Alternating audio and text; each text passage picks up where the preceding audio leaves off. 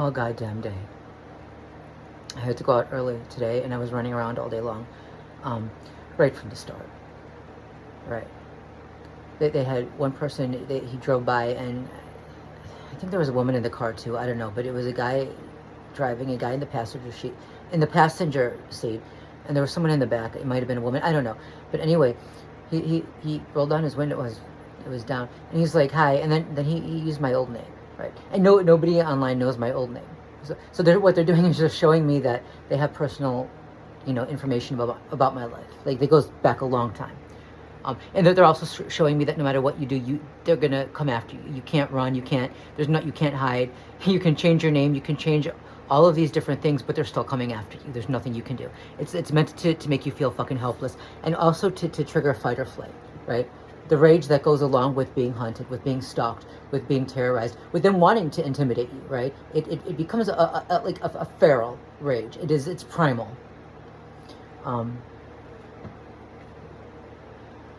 It's fight or flight, but you can't fight because what do? There's so many of them, and just the way they do it, how do you fight back? How do you even prove it? And you can't run because they follow. It's primal. It's like a fucking lion backed into a corner, being poked and hit and slapped. Primal. It's vicious. The kind of response they want. Anyway. But all day long, they were coming and they were having these guys, white men, usually, and they looked I can't say for sure, not Middle Eastern, Eastern European, maybe a combination of that and Middle Eastern.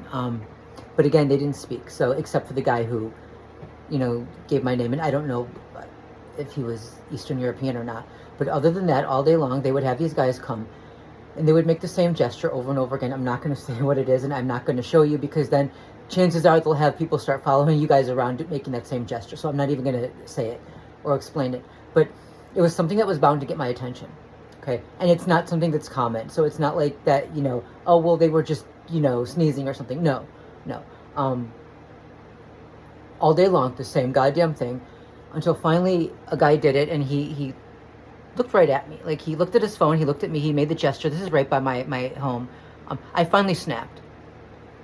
There was like a lamp post, like one of those light posts there, and I punched it hard. My knuckles are red and sore and scraped now. I punched it and I screamed, and I'm like, what the fuck?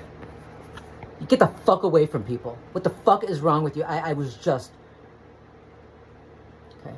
And he looked very Eastern European, as most of them do. God damn it. Yeah. Oh yeah. And these are the guys who wanted to end woke and end political correctness and end liberal tolerance. They might get their way, and they're not going to like it. This is the shit they want. Listen to what I'm saying. It's horrible getting to this point. I don't want to get to this point, and you got to keep pulling back. You got to keep pulling back from that, and it gets harder and harder to do. So finally, I walked the rest of the way home, right, and right before we get to the apartment, another guy, there he is, he does the same goddamn gesture, and I'm just like, fuck you. And lo and behold, there were people from the apartment not too far from there, and all they saw was me flip out on this guy and say that. What they don't understand is what he was doing. And here's the thing, it's meant to make the target look crazy or like the aggressor, and since they don't let the target explain and they won't listen to the target, all they hear are the lies from the perpetrators. So silencing the target is how this continues. And the thing is, you got to wonder, like, if these people knew what was happening, would they go along with it? Like, maybe they wouldn't. And this is kind of what keeps pulling me back from the edge. Maybe these are not just all horrible psychopaths. Maybe they just don't know. We know they're being lied to, but maybe they're truly ignorant of what is actually happening to us and actually being done to us. And maybe if they knew, they wouldn't go along with it. Right? Like, this is copium. That's what it is. We have to see it, to look at it that way. Otherwise, you just go completely over the edge. But again, at some point, that voice pulling you back gets just quieter and quieter until one day it's not even there. And what they don't want people to hear the truth. Just like they don't want the targets to be able to speak, and they don't want anyone to listen to the targets. Because they don't want people to hear the truth. Because if people heard the truth, they might choose not to go along with this shit. they would be able to make educated choices. But as long as they don't know the truth and they don't know how horrible this is, they can't make educated choices, and they might do things that they wouldn't do if they knew the truth. This is why there are so many attempts to just silence everyone now. Like, the dead silence. Like, that's the motto of our times. They want to silence people. Like, we've got the far-right conservatives literally criminalizing free speech. They can speak, but the rest of us can't. But then on the other end, too, we've got liberals trying to silence people in their own ways, right? Telling people to not complain and to not, quote-unquote, traumatize people with their own trauma. What the fuck? So if nobody knows what's going on and nobody knows how bad things are, nobody's going to rise to stop it from happening. And so the abuse continues, and that's exactly what the abusers want. Especially, and plus, these people can end up going along with things that they might not go along with if they knew the truth, but they're never going to know the truth because they don't want to hear the fucking truth, because they don't want to be traumatized with what someone else is going through. How sick and selfish is that? And now they're calling you selfish if you traumatize them with your own trauma. Like, if you don't just shut up and suffer in silence. Like, you could fucking be beaten up and bleeding on the sidewalk, and they'll fucking tell you to go off and bleed quietly and die quietly in an alley so you don't traumatize them. This is how sick these people are. And it's just not just the far right. This is liberals too. How fucking deranged.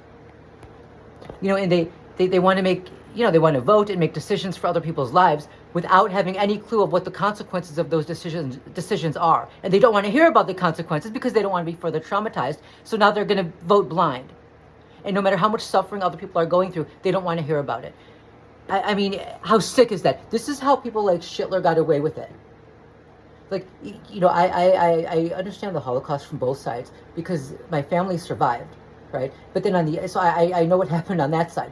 But on the other side of things, when I was a caregiver for my mom, when I was a caregiver for her at the retirement home, there was a woman I used to speak with in the laundry room, a very old woman, but she was a child during the Holocaust, and she was in Germany. She was German, or Austrian. No, she was German.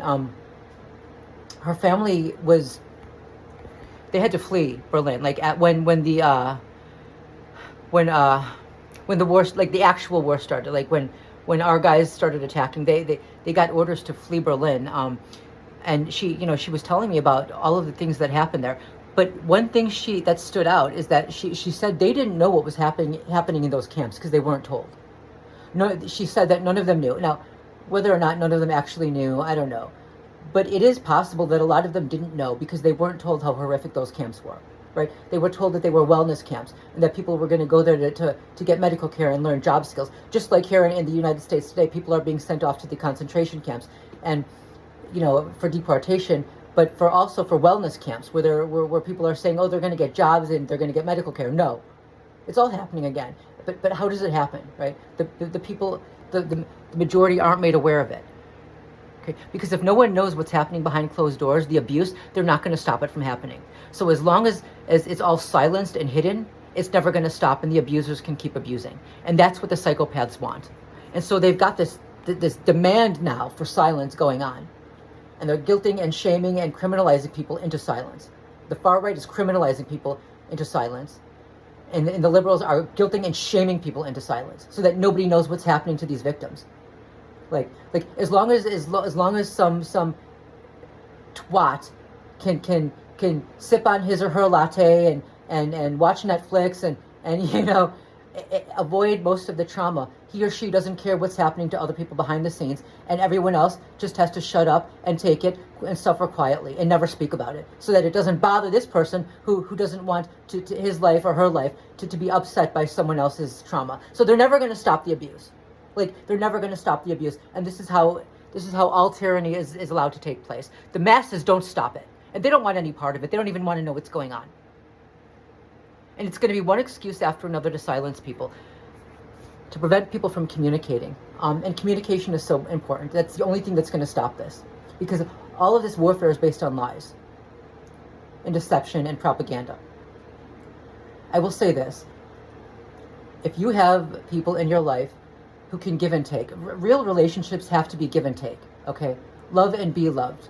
Care for and be cared for, okay? Comfort and be comforted, okay? You don't need a fair weather friend who's only there in good times.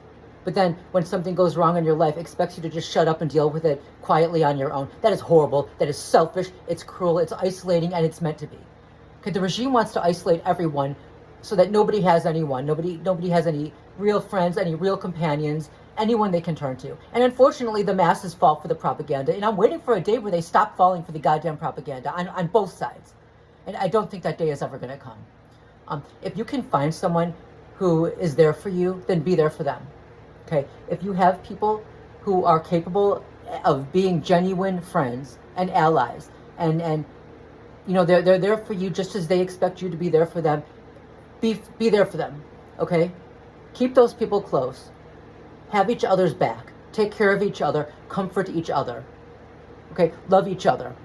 That's exactly what the PSYOP teams and the rulers don't want. They don't want real connections, and they're doing everything they can to break any kind of real connections people might have with each other nowadays, and separating them this silence, like stopping up communication and preventing them from having any support, even from people who are supposed to care, right? Preventing them from being able to speak, putting them in situations where you've got these privileged, fuck knows what, who aren't actually being directly hit by the weapons that are being used against others right now, telling other people who are in the direct line of fire to shut up and stop complaining and suffer more quietly so that their suffering doesn't bother anyone else. How sick is that? Instead of just taking action to stop the suffering, to stop the abuse, to stop the killing, to stop the rape, to stop the fucking human breeding farms like animals. To stop the separation of families. Instead of stopping the abuse, they just want the people who are at the receiving end of it to suffer silently. It's sick. It's perverse. And it leaves people without anyone. Alone, isolated. That's not a real friend. And it's meant to isolate people. If you have genuine friends and genuine family who are there for you, then be there for them as well. Be there for each other. Take care of each other. Okay, those are your people. Those are the people who matter. But don't be bothered with someone who doesn't want to be bothered with you or with anyone else's trauma, right? If they don't want to be a support system to other people, then they don't need a support system themselves. Okay? Be there for those who are there for you. This video is getting long, and I know my phone is going to cut out because there's something wrong with the storage. I don't know. It's getting harder and harder. And now I just made a scene in front of the apartment building. This is what they want.